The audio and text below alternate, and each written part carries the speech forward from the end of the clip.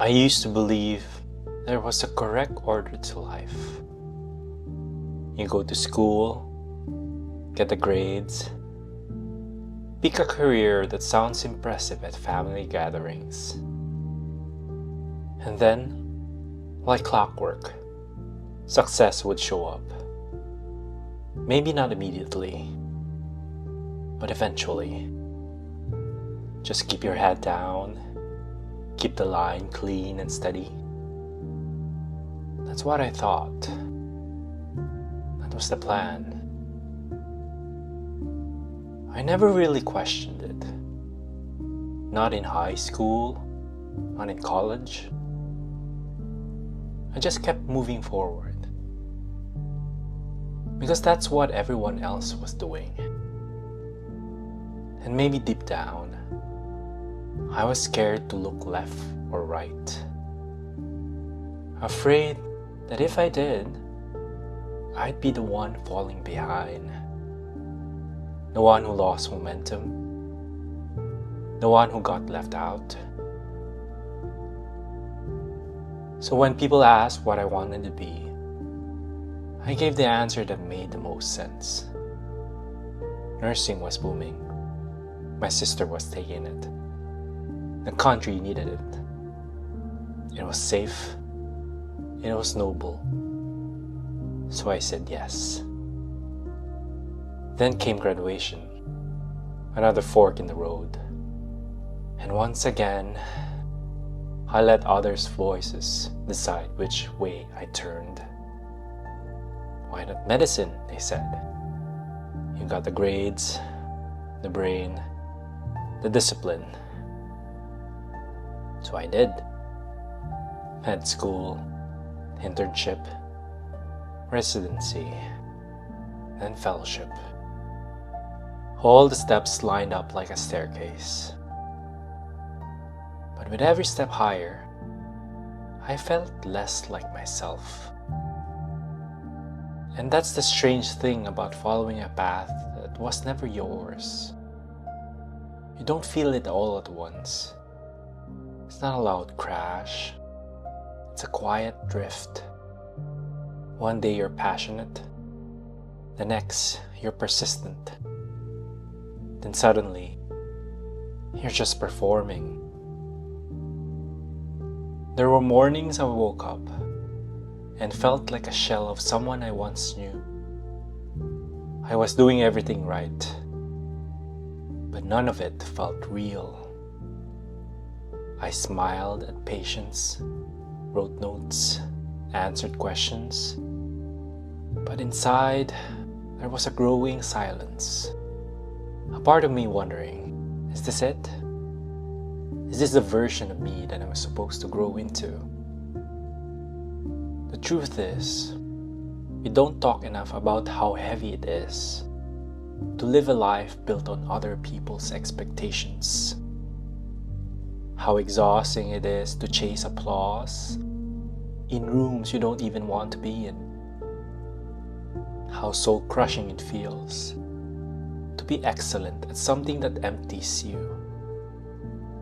For a long time, I thought deviating from the plan meant failure.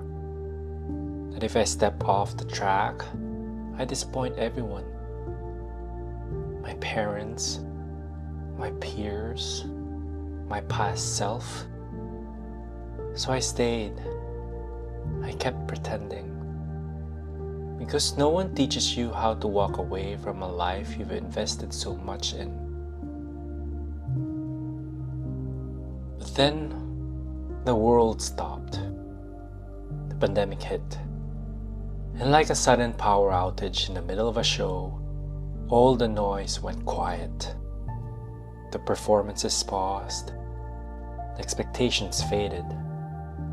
And in that stillness, I met someone I hadn't seen in years. Myself. The boy who once stayed after school to draw comics. The teen who got curious about art and sound and movement.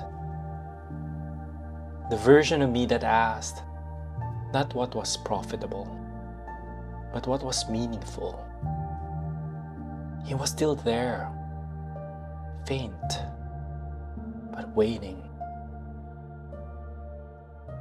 That's when I realize life was never meant to be a straight line.